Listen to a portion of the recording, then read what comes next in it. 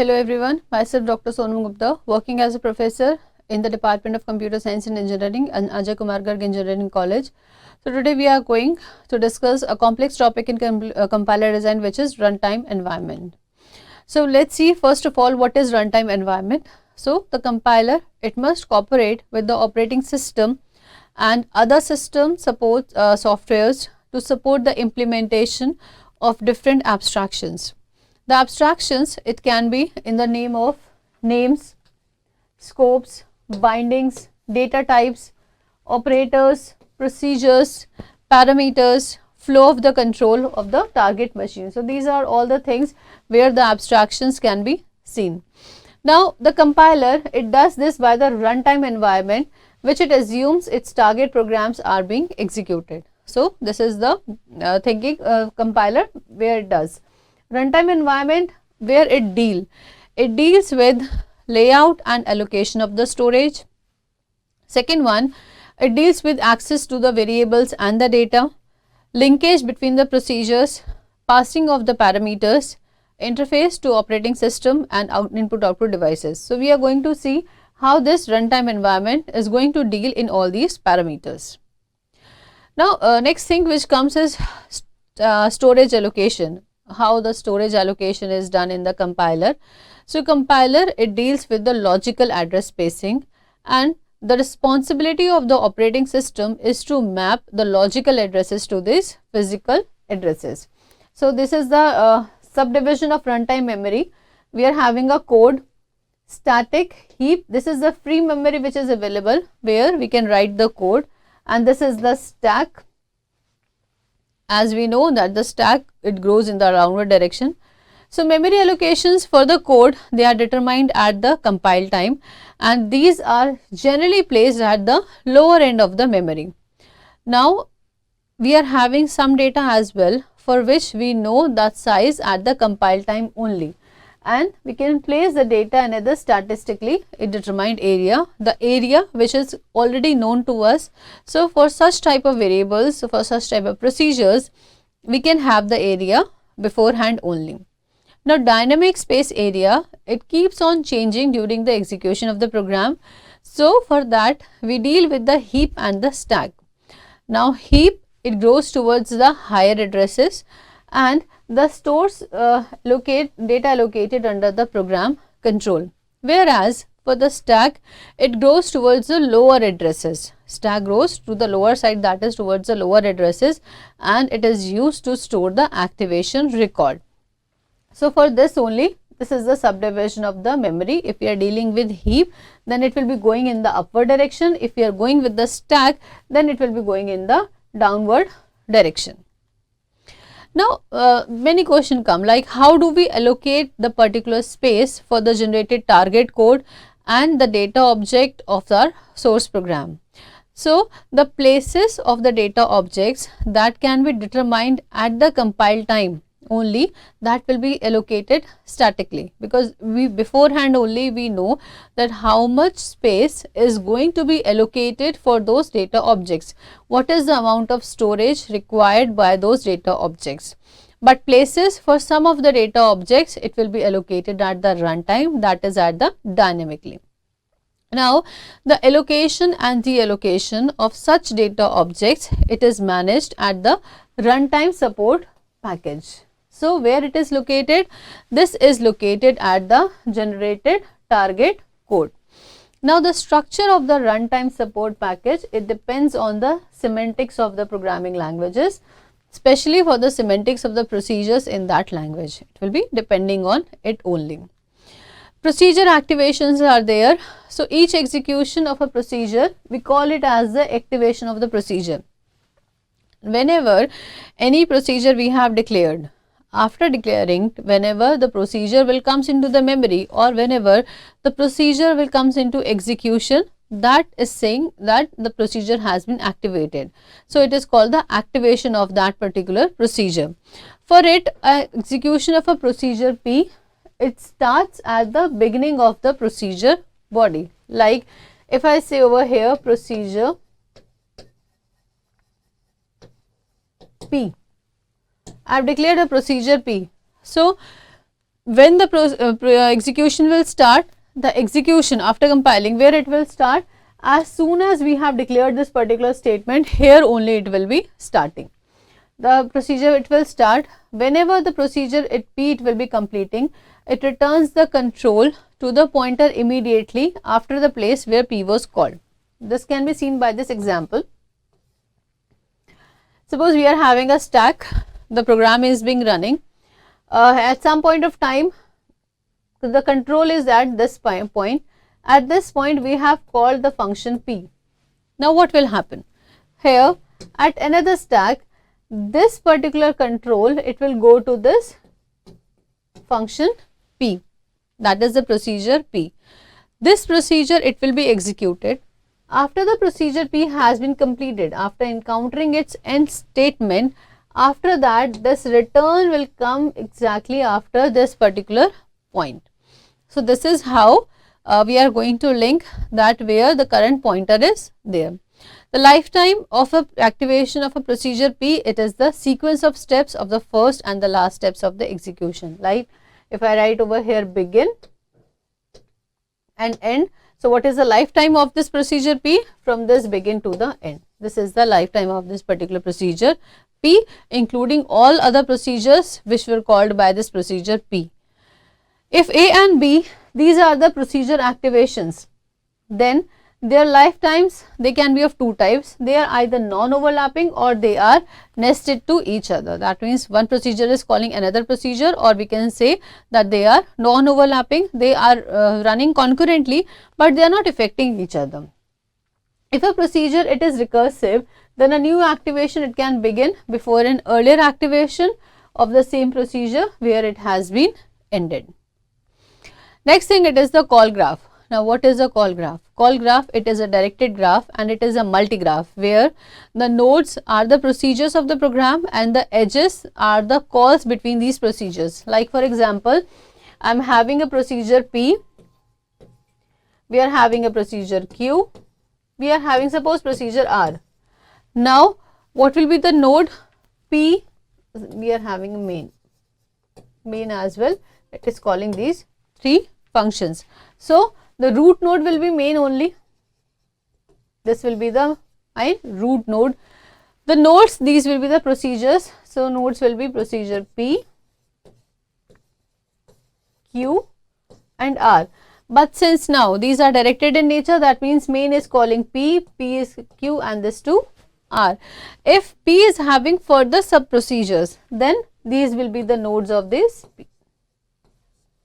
Suppose 1, 2, 3, depending on how many procedures this particular procedure P is calling. And what is the edges?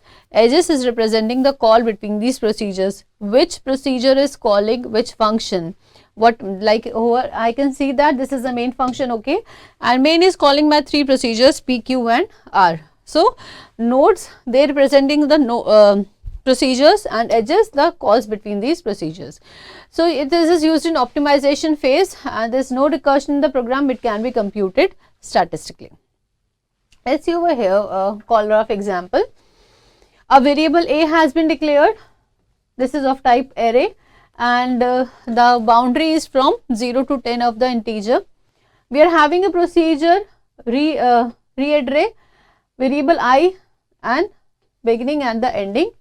We are having a function partition where two variables has been passed y and z. Z is a type of integer. 4 variables had been declared I, j, x and v, begin and ending. Procedure quicksort has been created. We are having two integers m and n. I has been declared as an integer. I is equal to partitioning of m and this quicksort program. Quicksort m comma I minus 1, quicksort I plus 1 to n and end. Main function is there which is calling this read array and the quicksort 1 to 9 and then it is being ended. So, if I draw a call graph for it. So, first what is the main thing? This is the main. We are having a main. This main, it is calling the read array. This procedure, it is calling this read array procedure. This main only, it is calling this quicksort. So, this is calling this quicksort. Now, what, let's see over here. Here this quicksort is calling itself again and again. That means this quicksort, it is recursive in nature. So, we have made this quicksort, since it is calling itself again and again. This quicksort function, it is also calling this partition function. So we are having an edge and it is calling this partition. By looking at this graph only, by looking at this call graph only, one can easily say that what is happening, we are having a main function. This main function, it is having a RAID array, one function or one procedure. This main, it is having another procedure which is quicksort. Now quicksort, it is recursive in nature since it is calling itself again and again. In return, quicksort is also calling a function which is partition and it is pointing towards it. There is no collaboration between main and partition. That means main, it is not calling the partition function. Similarly, there is no relationship between read array and the partition. So they are also not calling each other separately. So this is how this call graph can exactly tell to us. Now activation tree, or we can say a call tree. When we can use a call tree, or we can also say to be an activation tree, to show the way the control enters and leave these activations. We can say this. What includes in an activation tree? An activation tree, we are having a node, because wherever we are having a tree, we are having two things, node and the edges. Node, they represent the activation of the procedure, whether the procedure has been activated or not. The root, it represents the activation of the main program, because main, it is there in all the functions. So main will always be there and main will act as the root of the procedure. Node A, it is parent to the node B only if the control flows from A to B. I am having node A, I am having node B. If the flow flows from A to B, then we can say that A is the parent and B is the child. Okay. Next one, node A is left to node B if and if the lifetime of A occurs before the lifetime of B. The lifetime of A is earlier than the lifetime of B. So we can say that A is left to node B. Like over here, we are having main A and B. If the lifetime is earlier of A, then A is left to B. Let's see this by the help of this short code. Program main is there. We are having procedure S, begin end, procedure P, procedure Q, begin end, S, Q and S. So what will there? Main function is there. Main, it will be calling procedure S. Procedure S, after finishing procedure S, P will be calling, P is calling Q. Then we are having Q will be starting, P will be starting and then it will be ending. So main is there. Main is calling two procedures P and S, S and P. So main is calling two procedures P and S. P is calling another two procedure Q and S in it. So P is calling another two functions Q and S. So this is the activation tree. Now activation tree, it cannot be computed statically. For that, dynamic, it may be different every time whenever the program will run. So it depends on the situation, on the memory allocation which is left. Like we are having here main function is there. R function, it is calling an Q, Q it is passing 1, and 9. P again it is calling, it is divided into three parts, P, Q and Q, since it is recursive in nature. So for the partitioning, 1, 9 is being passed as an integer value. For the Q 1, 3, Q 5, 9. Similarly, Q, this quicksort, it will be divided further. Partition of 1, 3, Q 1, 0, Q 2, 3. Again, this will be done. Partitioning, it will be done. P 5, 9 for this, Q 5, 5 and Q 7, 9. Further, this Q 2, 3, it will be divided into partitioning. P 2, 3, Q 2, 1. This is of the DA for the quicksort. Q 3, 3. Similarly, this quicksort 7, 9 will be divided into P 7, 9, Q 7, 7 and Q 9, 9. So this is the particular algorithm. Here what will be done? The path in the activation tree from the root to some node, they will represent sequence of the activation calls. So the thing which has been declared in the red, that means it is the activation path over here. Activation path means which path is active. Like from main, it will go to Q 1, 9. Then again it will go to Q 1, 3 to Q 2, 3 and finally to Q 2, 1. So this is the activation path which has been recorded, and sequence of the active calls, which calls are responsible for calling any other procedure. So by the help of this activation graph, we can have the runtime control flow as well. Now how to implement these runtime control flow? We can have it by procedure call or return, parameter call or return, and the variable addressing. Now procedure call or return, whenever a procedure in this activation terminates, then the control will return to the caller of the procedure. Which function called the procedure, whenever the procedure will end, it will, the function or the pointer, it will go back to it. Parameter return value, so values are passed into the procedure activation upon the call, and for the function a value must be returned to the caller. Variable addressing, when using an identifier or the language scope rules, it dictates for the binding. Now next is static allocation, how it will be done. The first approach to solve the runtime control flow problem, it was done in Fortran. All the spaces are allocated at the compile time. We are having a code area which includes the area for the machine instructions for the procedure. We are having an activation record. The alias name for the activation record is static area, procedure call frame. We can call these by these names as well. So we have single data area collected for each procedure. What it can include? It can have local variables, parameters, return values, save registers, all those things. It returns the addresses for each of the procedures as well. Now we are having a code area. This is the code generated for A, code generated for B. Data area, return the address. It will include local data, parameters, return values, register values for A. Similarly, for the procedure B, we are returning the address, local data, parameters, return value, and the value registers for the B. Now call return processing in static allocation, how it will be done? When A will call B, so what will happen in A? It will evaluate the actual parameters and it will place B into the data area.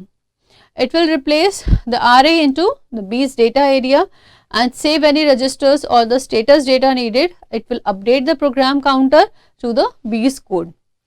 Whenever the call will return from it, that means changes will be done in B and A for both. In B, it will move the return value to the known place in the data area, update the pointer counter in A, because A is calling B. B has been executed. Now B is returning some value. That value needs to be stored somewhere, and since the pointer it is controlling, the program counter is currently over B, so the program counter needs to be traversed back as well. So this program counter, it will travel back to A, and the data which was returned by B will be saved at the data area. In A, it will get the return value from the data area and it will restore any saved registers or the status data. For the static allocation, we are having a caller tree. This is a program counter. As we have discussed just now, code area, we are having A, we are calling B. Some lines are written over here and B has been called and returned. For the activation procedure for A, we are having local data, parameters, return value and the registers value of A. Similarly, for the procedure B also, we are going to have the activation procedure. So same values will be there for B as well. Now, A, it will get executed. Let's L1, it will get executed. All the lines will be there. After this, since it is calling B, so program counter, it will come to B. After this, the program counter calling B, that means it is going to the activation procedure for B. So this is how this program counter will flow the data from one procedure to the another procedure. Here, program counter is at L1. After this function has been over, local data for the B1, it has been done. So program counter will return back to all these lines. So what here, the activation procedure for A, local data for A will be stored over here and the local data for B will be stored over here, and the call tree, what will be the stack value? It will be A. This is how the static allocation will be done. But what is the difference between static allocation and the dynamic allocation? In the static allocation, beforehand only, we know where the data is, how much data will be required, we know what size of code area is required, but at the dynamic time, we do not know the exact size of the code area. So we try to allocate the space according to our history or according to our experiences about that particular code. This is the procedure for the static allocation and the dynamic allocation of any runtime variables. If we are talking about recursion, now if it is B is calling itself again and again, what will happen? The program counter will keep on coming to the B, it will be making a stack, and in that stack the data will be handled. I call B is calling itself again and again. Now since it has called itself again, it is going to return some value, and that particular call tree A to B. This will happen in the recursion. So here we have lost the L1 label, so we cannot get back to A. To get back to A, we need some return value. Thank you.